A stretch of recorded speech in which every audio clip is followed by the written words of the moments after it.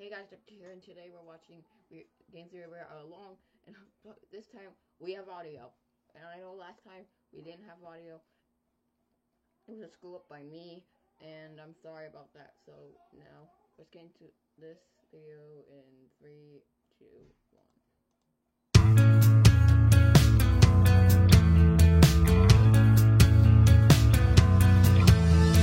1. Dear Diary, yesterday was so amazing. I met such a wonderful guy, and I know just how to get him. He'll be mine by the end of the day. I just know it. I'll tell him that I've solved the lore of his games and constructed a timeline. And once he's there, I'll have him. And once I have him, he'll be mine forever.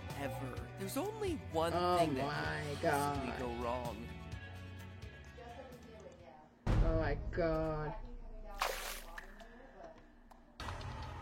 How can Mangle be walking around in FNAF 2 before all the animatronics are possessed? How can Springtrap be experimenting with Remnant when he's sealed in a wall? Answer me! I don't know. That's exactly what I worried might go wrong. No! No! Man. Game Theory. Hello, Internet!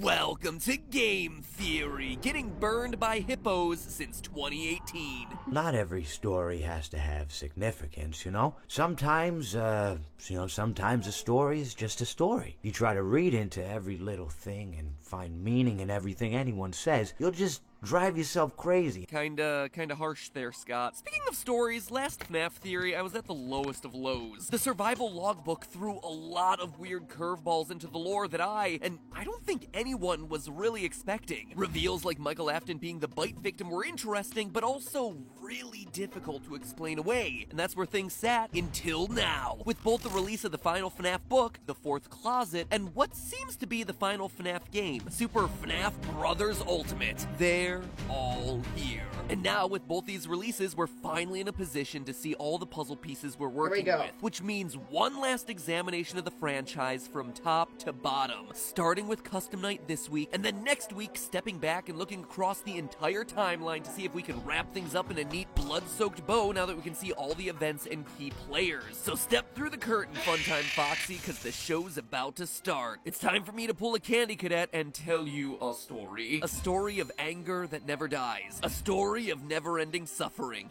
And I'm not just talking about me trying to write these theories. Today, I tell you the story of how Ultimate Custom Night ends the FNAF franchise in the same place where it all began.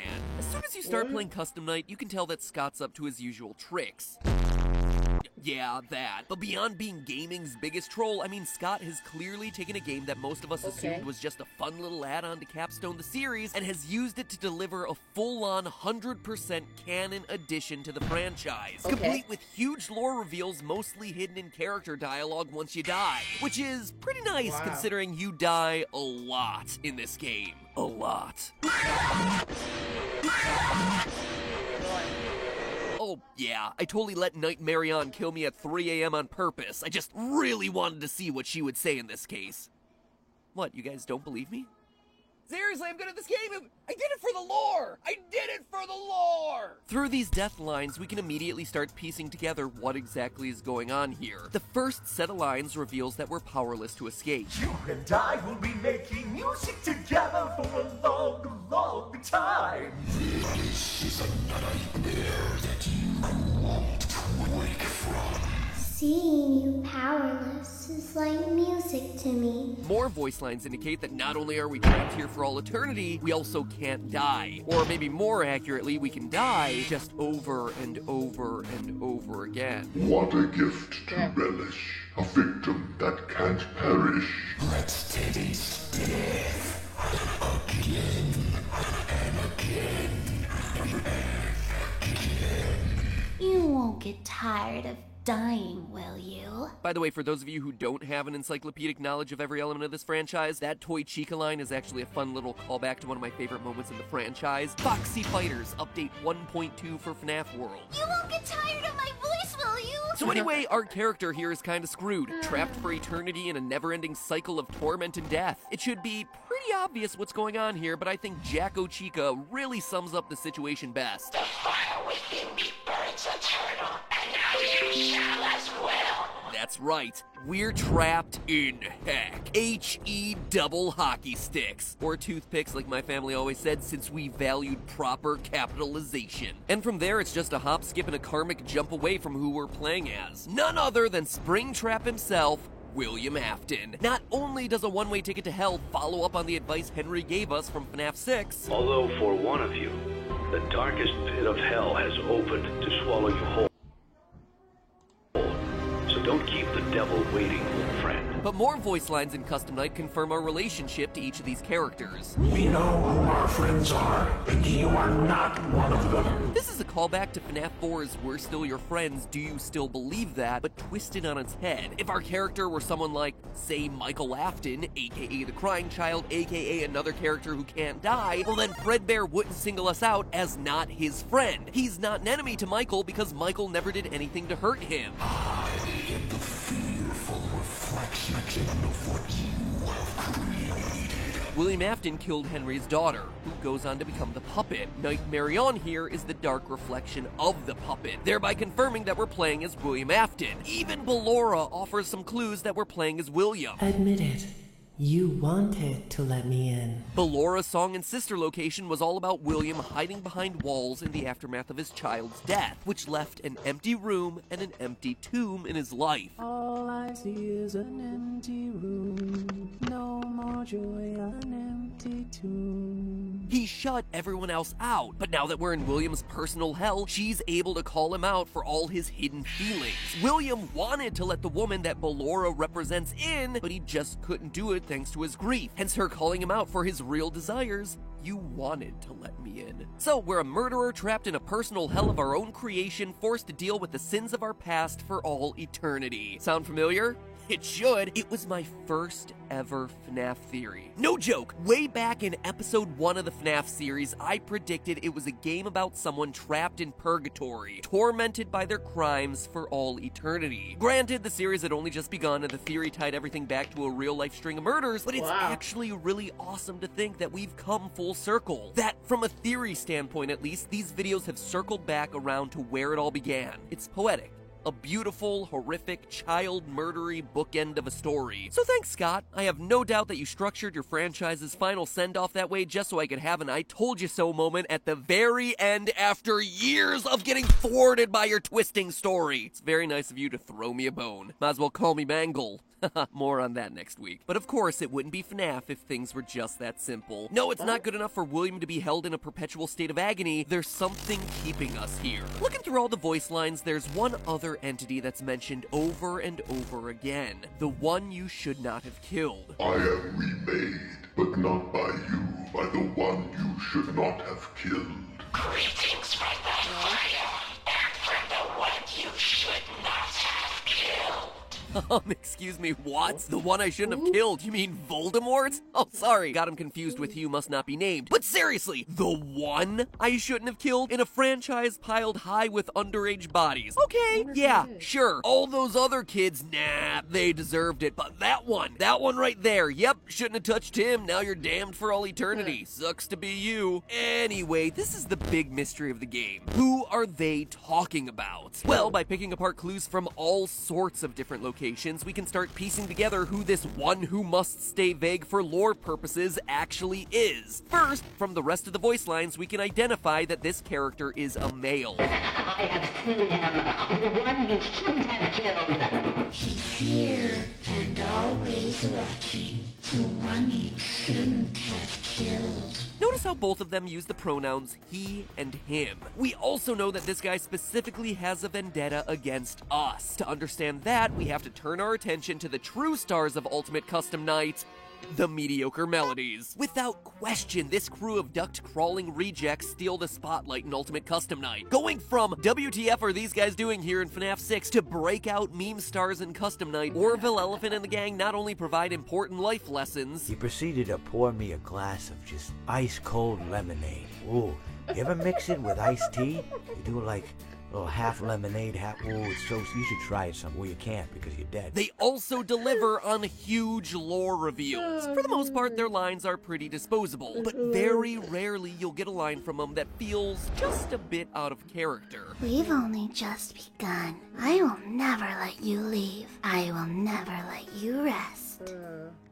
With you, ninja skills. And if you listen closely, you'll hear a female voice echoing back what they're saying, almost as if they're puppets under someone else's control. This is how it feels, and you get to experience it over and over and over again. Sounds like baby forever. Voice. I will never let you leave. Now, It's his Baby. voice could be Baby. Not only does she sound similar, I guess you forgot about me. but a clue may also really come good, from the isn't merch. The Funko action figurines of the characters from FNAF 6 all contain one piece of Scrap Baby. Collect all the figurines, collect all the pieces to form the character, which might seem like just a random detail until you consider that they did the same thing with every character in Sister Location, who would then go on to form Ennard. Each one contained a piece that helped to create what would eventually form the larger whole. Just like Ennard himself, a bunch of the other animatronics all rolled into one entity. This is especially important when you consider that a key reveal from the final FNAF novel, The Fourth Closet, is that William Afton created the living Sister Location Funtime animatronics by extracting remnant from the melted conglomeration of all the OG animatronics and injecting the new robots with it. Thus, all the new robots were alive and sharing a piece of the same set of souls, just like if the pieces of Baby/Ennard had been repurposed to form Happy Frog and her friends. That's why Baby's voice would be heard across all of them. Does that make sense? Good. Now throw it away, because there's another explanation here. That this is the voice of the one you should not have killed. As you can tell at this point, Ultimate Custom Night had a huge amount of voice acting. And the nice thing about voice acting is that you need to hire, you know, actors, which means job postings. So of course, for this game, Scott needed to make a ton of casting calls on the site Voices.com, all identifying the roles that the actors would be playing. Some of the roles were obvious: Nightmare Balloon Boy, Pig Patch, Withered Chica, etc., etc., all characters that we're familiar with. Other casting calls, though, were a bit more vague. Monster, Character in Whisper, Little Girl, Annoying Girl, Vengeful Spirit. Now, if you track all of the job postings, you can actually identify every single role by who plays them. Monster is Jacko Chica. Character in Whisper is Trash in the Gang. Little Girl is the puppet. Annoying Girl is Dee Dee. Scott kept them vague so as not to ruin any surprises. You can actually identify each and every role, except for one. Vengeful Spirit, played by Tabitha Skanes. It's the only one that doesn't match up to any explicit character in the game. But we know for a fact it exists, since Scott himself left Tabitha an excellent review. 5 stars! Well done, Tabitha. So what is the Vengeful Spirit? Well, according to the casting call, quote, "This is for the voice of a young child who speaks in a whisper from the shadows." That sounds a lot like the voice that's whispering in the background of our merry band of rejects. This child is in control and is toying with the player, who's helpless to change their situation or prevent their inevitable end. Yeah, well, being trapped in HE double hockey sticks will do that to ya. The gender should not be immediately clear. It should work as either a young boy or a young girl. And you're welcome to do readings leaning one way or another. Ding, ding, ding, ladies and gentlemen, we have our winner. A puppeteer that's manipulating things from the shadows. A spirit who's out for revenge. A spirit who just so happens to occasionally show its face during game over screens. Yes, that creepy image of a face that's been haunting thumbnails of Ultimate Custom Night, that is the face of our vengeful spirit. A spirit who, based on its last line, has an axe to grind and intends to enact revenge by keeping us tormented for all eternity. He tried to release you. He tried to release us. But I'm not gonna let that happen. I will hold you here. I will keep you here. No matter how many times they burn us. He tried to release you, but I'm not gonna let that happen. I will hold you here? Yikes! Somebody's gotta get themselves a new hobby. But this is an important line, since by now many of you have probably seen the Old Man Consequences Easter egg. If you set the character Old Man Consequences to level 1 difficulty and then complete his minigame, you get taken through a glitch to Old Man Consequences Pond, a character from FNAF World who encourages the spirit to, quote, "leave the demon to his demons. Rest your own soul. there's nothing else. He's encouraging the angry spirit to finally rest, to give it up, to move on, instead of just chasing down the demon William Afton and spending eternity enacting revenge. But that all leads to the question, who is this vengeful spirit? The one William should not have killed? Well, it's Golden Freddy. For proof, look no further than the final cutscene of the game. If you manage to get the nearly impossible score of 9,800, 49 animatronics at full difficulty, you see Golden Freddy in his FNAF 1 form twitching.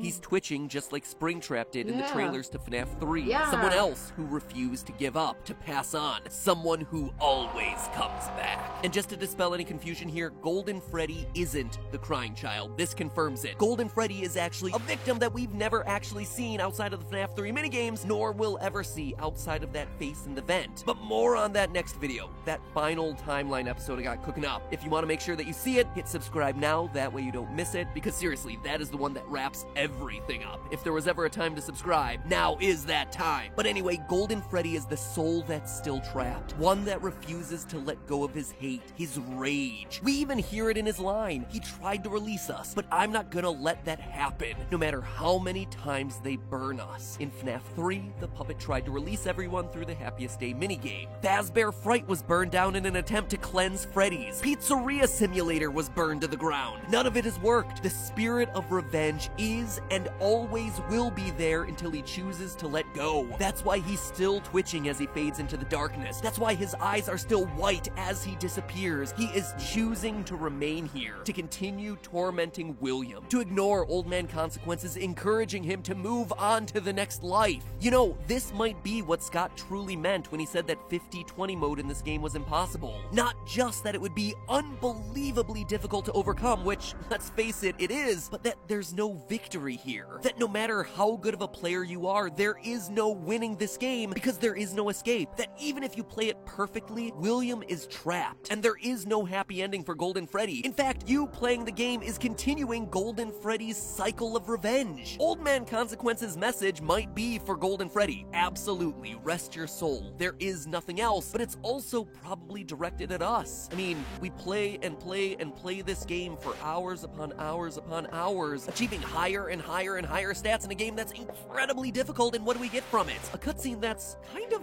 underwhelming, actually. Perhaps Old Man Consequence's message was for Golden Freddy, sure, but also for us. Rest your own soul. There is nothing else. There is no deeper ending here. There is no satisfaction. This is it. And by choosing to play, we keep William's cycle of torment alive. We are literally Golden Freddy forcing William through this over and over and over again, refusing to move on, refusing to accept that there is nothing else. It's perhaps the most satisfying, unsatisfying conclusion in all of gaming. And as far as your gameplay affecting character decisions, well, it doesn't get any more seamless than that. In the end, the truth is as plain as day. You are Golden Freddy. Next week, the grand conclusion as I break down literally everything else in this game and all the other games and the books as we try to piece together one mega final timeline. I told Stephanie the other day that I was reworking the FNAF timeline. She's like, what is this, like the 80th time? And I'm like, yeah, pretty much. So place your bets now as to where you think the events are gonna fall. Make sure you subscribe so you're notified of the new video. And most importantly of all, remember, that's just a theory. A game theory. Thanks for proving me right for a change, Scott. Wait.